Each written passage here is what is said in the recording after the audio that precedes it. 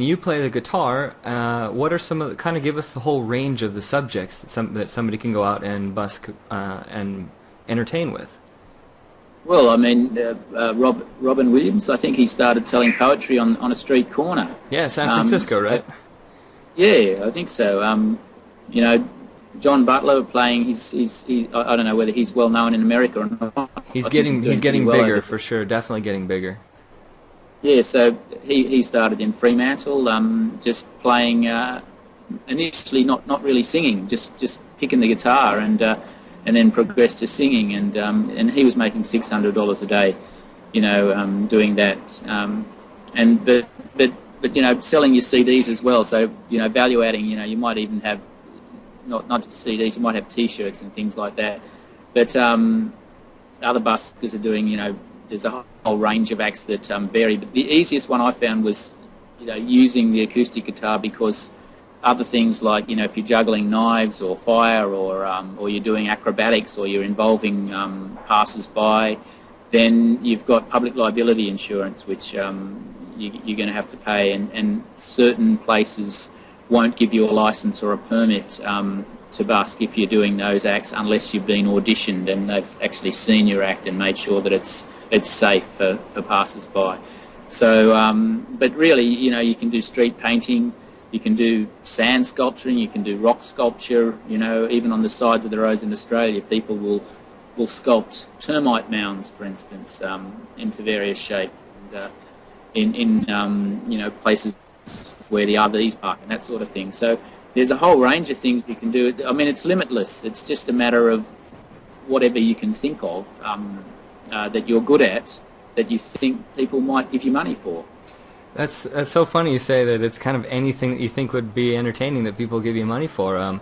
There's a guy I've seen him walking around San Francisco, and he's huge on YouTube actually as well. And all he does is hide behind a bush and jump out and scare people, Yeah. and that's his whole deal. And I guess he makes money from doing this, but people think it's hilarious. And you'll see crowds of 20, 30 people just watching these walker-bys get scared to death by this guy jumping out of a bush. Everybody laughs, thinks it's hysterical, and then goes and gives him money. Yeah, well, yeah, and I have heard of that fella, and that's a great bit of ingenuity, and that's I've seen a fella in Amsterdam who was just a beggar, and he just had a long extended arm that went right out and under everyone's feet, and sat in the middle with a sign, the hand held out, and he did really well as a beggar, just with this extended arm and the hand sitting on the pavement under everyone's feet. And, so yeah, and another guy who just sat with his guitar and didn't play a note, couldn't play a note, but just sat with his guitar, and actually it was in France, I think, and yeah, and he was doing well, just not doing anything. Just sitting there with a guitar. Yeah, that's right. Yeah, That's hilarious. so it's just a matter of where you are and perhaps what you're good at and what you also have the nerve to do that is legal, Yeah, sure. Just to kind of go on this theme of what people have done in Los Angeles on the Sunset Strip, you'll see people that just dress up in costumes as famous kind of costumed characters or like cartoon characters, and then they just ask for $5 if you want to take the picture with them. And man, I've seen these guys taking like $40, $50 within a matter of 10 minutes and just taking a bunch of photos with a big group that walks by. It's incredible. Yeah, yeah, that's right. Yeah, so yeah, it's really limitless, I think, busking when it comes down to it. There is the license side, and but if you're sitting there scaring people behind bushes, you probably don't need a license to do that. Well, I do want to talk about that licensing and insurance and sort of the specifics, but first I want to ask you, what are the best, you said it depends on your location and the time that you do it. What do you think some of the maybe top 3 to 5 cities are for busking?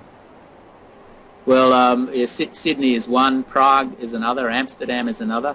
Amsterdam doesn't have much legislation, so it's great for that sort of thing.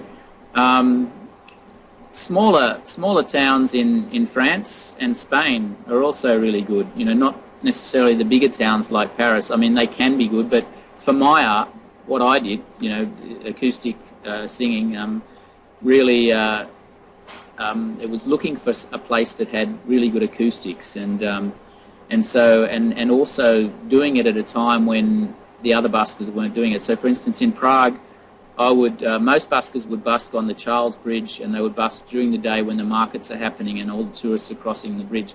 But I would actually go down there later in the evening, and I would put myself at the end of the bridge, not on the main bridge, and I was under some arches where the acoustics were just beautiful, and people couldn't even see me.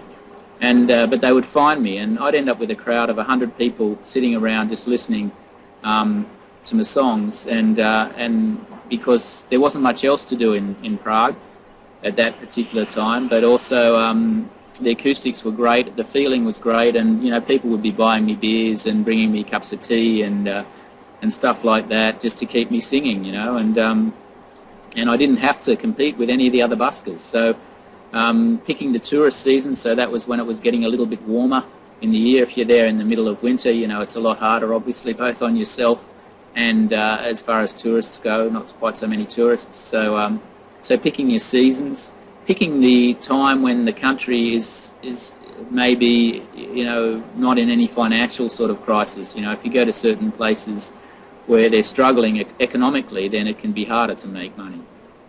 So thinking of all those issues help to make you a better busker. Any particular time of day better than the others?